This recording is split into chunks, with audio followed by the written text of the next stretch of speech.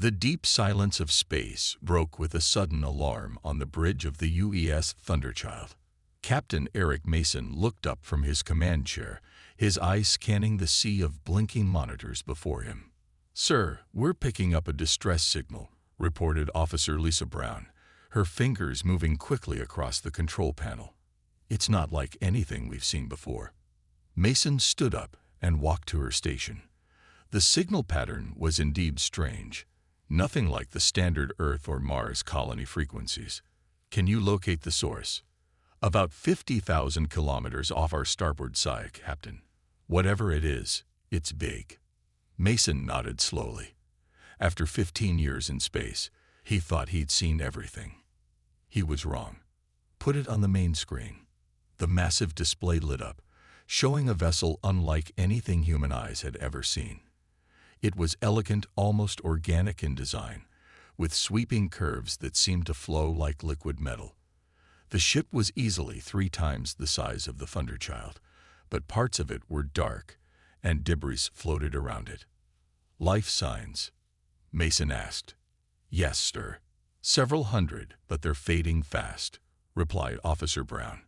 "Their life support systems appear to be failing." Mason didn't hesitate.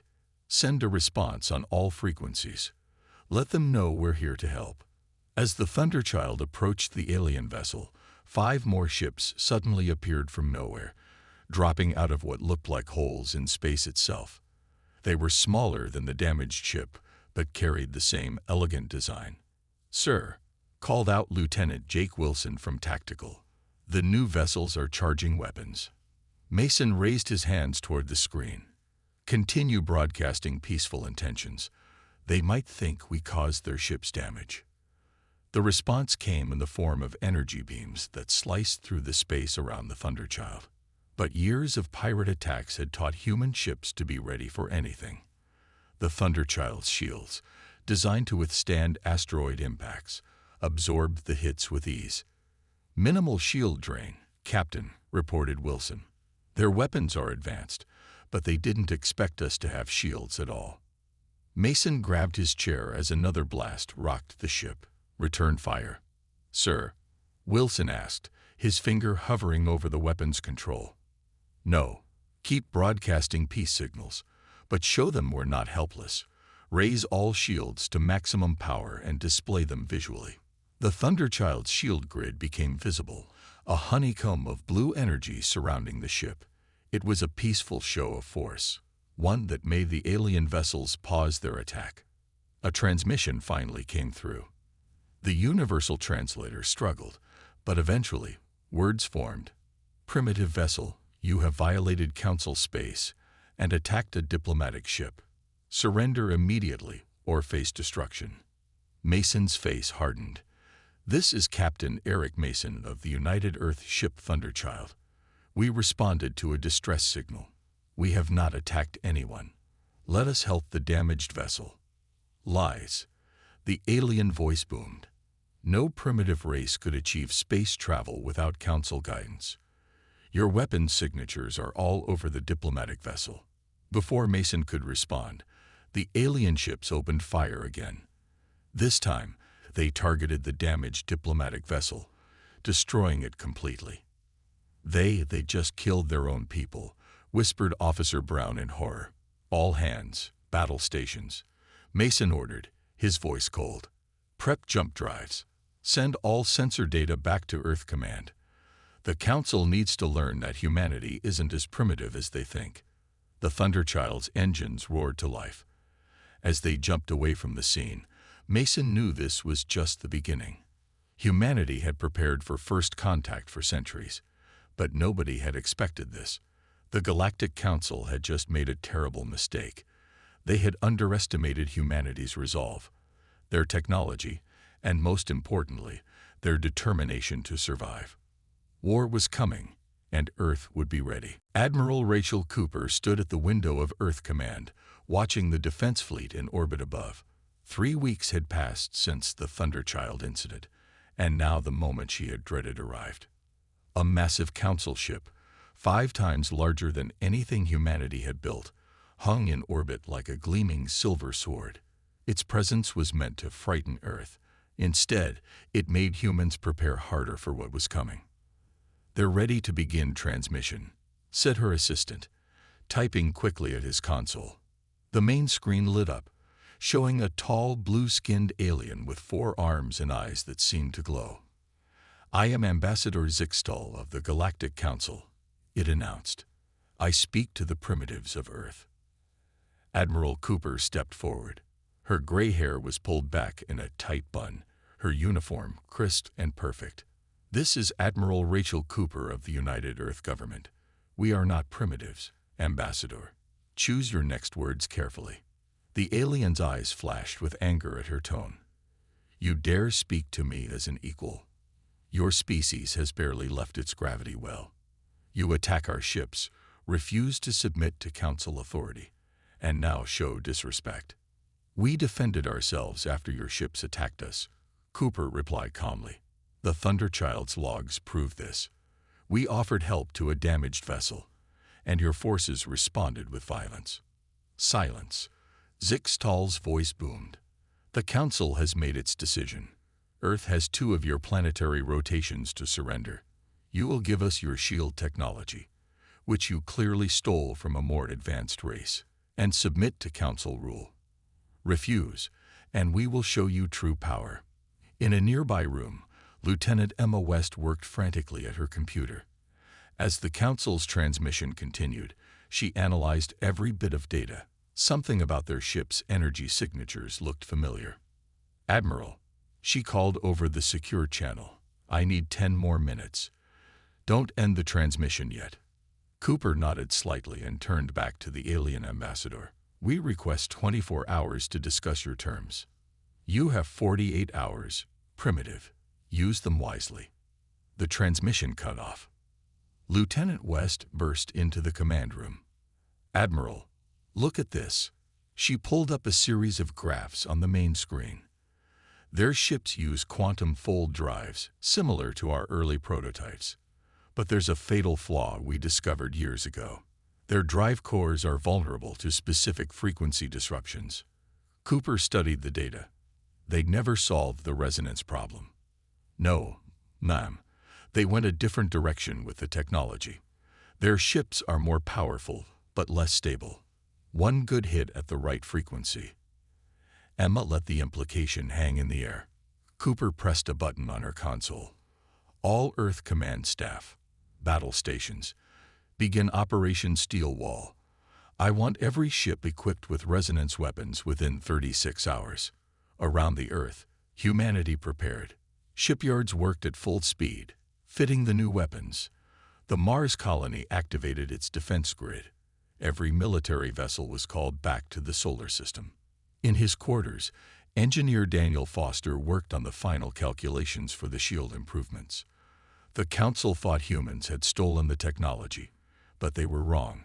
Humanity had developed it through decades of hard work, and now they would make it even better. "Status report," Cooper demanded, walking through the command center. 15 ships upgraded, 30 more in progress, reported the operations officer. "Mars defense grid is at full power. Civilian evacuation to underground shelters begins in 2 hours." Cooper looked at the massive Council ship through the window again. They thought humanity would bow down in fear. They thought Earth would surrender its independence to avoid a fight. They were wrong. "Send a message to all commands," she ordered. "The Council expects us to surrender. Instead, we'll show them why humanity survived every challenge Earth threw at us. We're not primitives, we're survivors. And if they want a war, we'll give them one they'll never forget." The next 48 hours would change the galaxy forever. The attack came at dawn, Earth time. The Council didn't wait the full 48 hours they had promised. 30 warships dropped out of faster-than-light travel near Mars, their weapons already charging. Captain Eric Mason stood on the bridge of the Thunderchild, watching the enemy fleet approach. His ship, along with 5 others, protected the Mars colony. They were outnumbered 5-1. "All hands, battle stations," he ordered calmly. "Remember your training. Engineer Foster, are the new resonance weapons ready?" Yes, sir. Foster's voice came through the comm. Each shot must hit their drive cores exactly. We only have one chance before they adapt. The Council ships moved first, firing bright beams of energy at the Mars defense stations. But humanity had been busy in the last 2 days. The attacks hit newly strengthened shields, barely making them flicker. Their weapons are at full power, Captain, reported Lieutenant Wilson. They're throwing everything at us. Mason smiled grimly. Let's show them what primitive humans can do. All ships, execute pattern Delta. Target the lead vessel with resonance weapons on my mark. The Thunderchild and its sister ships moved in perfect formation, a dance they had practiced countless times. The Council ships, used to fighting weaker enemies who surrendered quickly, weren't ready for such coordination. They're splitting their formation, called out Officer Lisa Brown. Just like you predicted, sir. Now, Mason ordered. All ships, fire. 6 human vessels fired at once. Their new weapons sent invisible waves of energy that looked harmless. The Council's lead ship didn't even raise its shields against them. That was their final mistake. The resonance waves hit the alien ship's drive core. For a moment, nothing happened. Then, like a crystal glass shattering from a high note, the massive vessel began to break apart from the inside. Direct hit, Wilson shouted. Their drive core is going critical. The Council's flagship exploded in a burst of light that lit up the Martian sky. The remaining alien ships pulled back in shock, their perfect formation falling apart.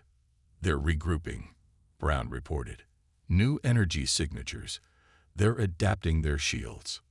Mason nodded. Just as we expected. Switch to Plan B, launch the drones. Hundreds of small, unmanned craft shot out from the human ships and the Mars defense stations. Each one was barely bigger than a car, but they carried a surprise. The Council ships, focusing on their shield modifications, didn't notice the drones slipping through their formation until it was too late. Each drone attached to an enemy ship and activated its magnetic pulse generator. Pulse strike in 3, 2, 1. Foster counted down. The drones detonated together. The electromagnetic pulses weren't powerful enough to destroy the Council ships, but they didn't need to be. Every alien vessel's electrical system went dark at once. Their shields are down, Wilson reported excitedly. Weapons offline. All ships, open fire, Mason commanded. Disable their engines only. Let's show them how primitives treat prisoners of war. The battle lasted less than an hour. When it ended, 28 Council ships floated powerless in space. 2 had managed to escape, but they carried with them news that would shock the Council. Their primitive enemies had defeated their best fleet without losing a single ship. On Mars, colonists came out of their bunkers to watch the captured Council vessels being towed into orbit. Engineer Foster was already studying their technology, finding ways to make humanity's defenses even stronger. Message from Earth Command, Brown announced. Admiral Cooper says, well done. Prepare for their real attack. This was just the beginning. Mason looked at the damaged Council ships on his screen. They had won their first real battle against the aliens, but he knew the war was far from over. The Council would return with bigger ships and stronger weapons. But now they knew something important. Humanity wouldn't bow down. They wouldn't surrender. And most importantly, they weren't primitive at all. They were just getting started. Commander Laura Chen sat in the darkness of her stealth ship, the Shadow Runner, watching the massive Council space station through her viewport. After the defeat at Mars, the Council had pulled back to gather their forces. Now, 2 weeks later, humanity was ready to strike first. All teams in position, whispered Lieutenant Ryan Parker through the secure comm. 5 other stealth ships floated nearby, each one nearly invisible thanks to Engineer Foster's latest technology.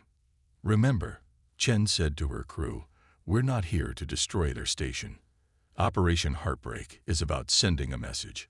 We show them we can hit them anywhere, anytime.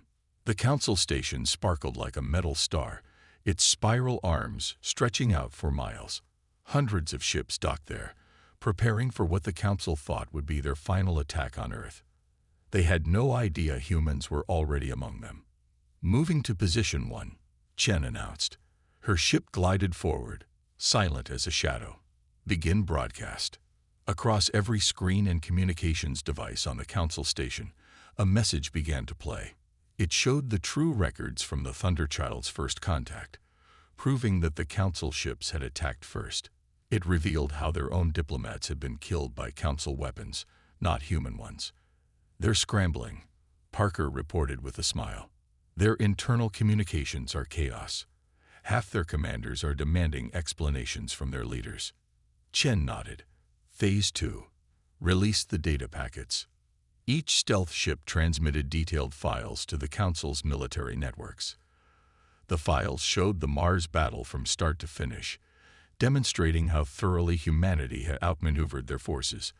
But more importantly, they revealed the Council leadership had lied about the battle's outcome, claiming only a few ships were lost to lucky shots. Security protocols activating, called out Officer Amy Roberts from her station. "They're trying to block the transmissions." "Too late," Chen replied. "The data's already spreading through their network." Moving to Phase 3. The Shadowrunner special weapon powered up. Not a gun or bomb, but a highly advanced computer virus. Engineer Foster had designed it to be unstoppable, using the Council's own programming against them. "Virus uploaded," Roberts confirmed. "Their defense systems are going haywire." On the station, lights began flickering. Doors opened and closed randomly. Defense turrets turned and aimed at their own ships. Nothing was damaged. The virus wasn't designed to hurt anyone. Instead, it showed the Council just how vulnerable they were. "Message from the Thunderchild," Parker announced. "Captain Mason says the Council's main fleet is mobilizing. They're leaving their other bases to respond to our attack." Chen smiled. That was exactly what Admiral Cooper had wanted. While the Council focused on the station, Earth's main fleet would strike their now weakened bases across their territory. "Look," Roberts pointed at the station. Several Council ships were firing on each other, their crews panicking as false data filled their scanners. "Mission accomplished," Chen declared.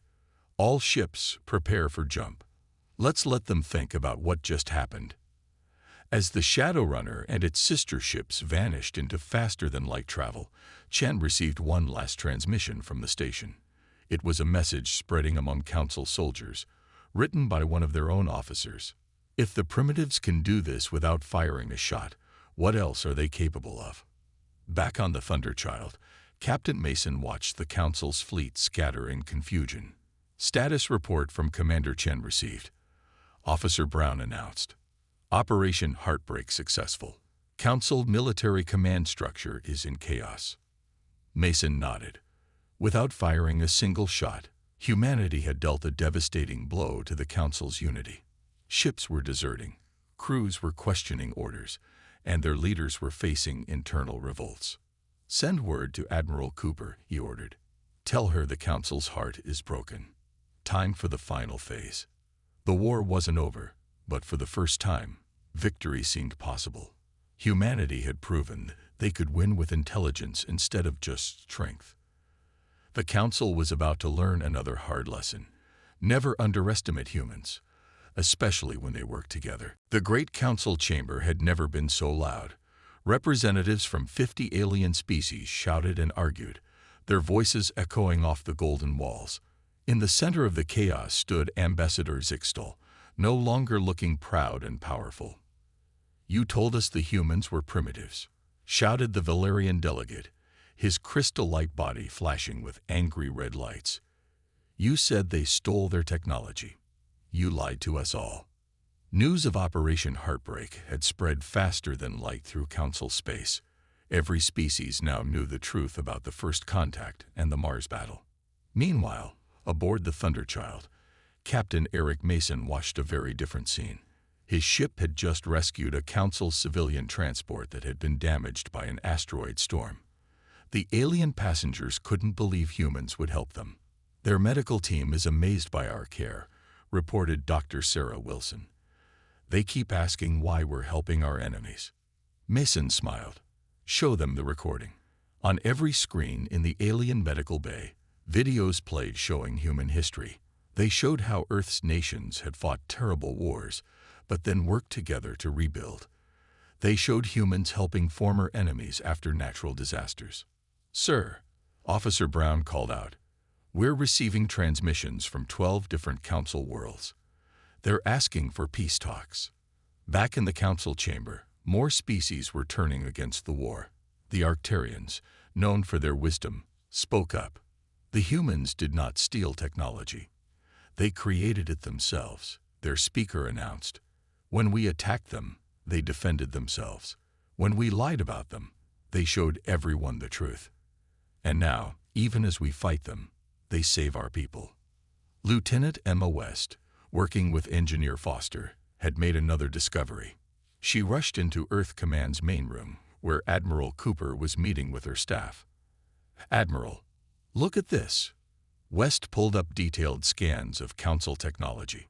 Their leaders have been holding back advanced medical technology from their own people. Technology that could save millions of lives. Cooper's face hardened. "Send this to every Council world. Let them see what their leaders have kept from them." The reaction was immediate. Across Council space, protests broke out. Military ships began refusing orders. 3 entire species announced they were leaving the Council. On the Thunderchild, Mason received an urgent message. The rescued aliens had contacted their homeworld. And now their entire species wanted to switch sides. "Captain," called Officer Brown, "more Council ships approaching. But they're not charging weapons. They're asking for asylum." Council warships, led by captains who could no longer follow corrupt orders, were defecting to humanity's side. They brought with them valuable intelligence about the Council's remaining forces. Engineer Foster worked day and night, combining human and Council technology to create better defensive systems. But instead of keeping them secret, humanity shared the improvements with their new allies. "This is why they're winning," said a Council engineer who had defected. "Humans don't hoard knowledge like our leaders do. They share it, improve it, work together." Admiral Cooper stood in Earth Command, watching the reports flood in. The Council was falling apart, torn between those who wanted peace and those too proud to admit they were wrong. "Message from the Arcturian fleet," an officer announced. "They say 5 more species want to ally with Earth. They're calling us the Unity Builders, the ones who could do what the Council never did, bring people together as equals." The war wasn't over. The proud Council leaders still had powerful ships and weapons, but they were losing something more important than battles.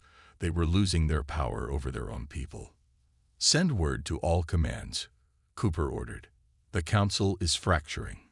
Prepare for both peace and war. Some will join us, and some will fight harder than ever because of it." Humanity had won more than battles. They had shown the galaxy a better way forward. The question now was, how many more would have to die before the Council's leaders accepted defeat? Mason looked at the grateful aliens his ship had rescued and knew the answer. As many as it took to win true peace. Not just for Earth, but for everyone. The largest fleet ever seen in Council space hung in the darkness like a sea of stars. 200 Earth ships, joined by 150 vessels from former Council worlds, faced off against the remaining Council armada. The Thunderchild led the front line. Captain Eric Mason stood at his command station, watching the enemy fleet. The Council's remaining leaders had gathered their most powerful ships for one final battle. "All ships report ready," Officer Lisa Brown announced. "Our allies are in position." Admiral Cooper's voice came through the command channel. "Remember, everyone, this isn't just about winning. It's about ending this war with as little bloodshed as possible." Commander Laura Chen's stealth ships were already behind enemy lines. Her voice crackled over the secure channel. "Shadow teams in position. Their flagship's shields are marked." Engineer Foster's latest invention was ready. The Council wouldn't see it coming. They never did. "Begin Operation Endgame," Admiral Cooper ordered. All ships, advance. The human fleet moved forward in perfect formation.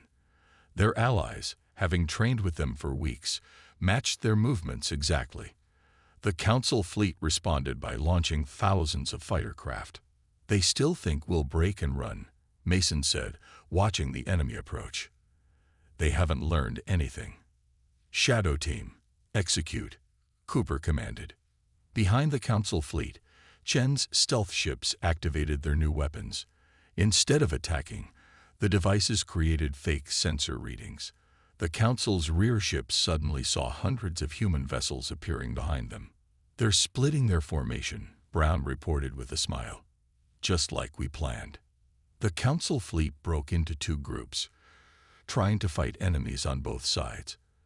But the ships behind them didn't exist. Their sensors were lying to them. "Phase 2, Cooper ordered. "All ships fire resonance beams."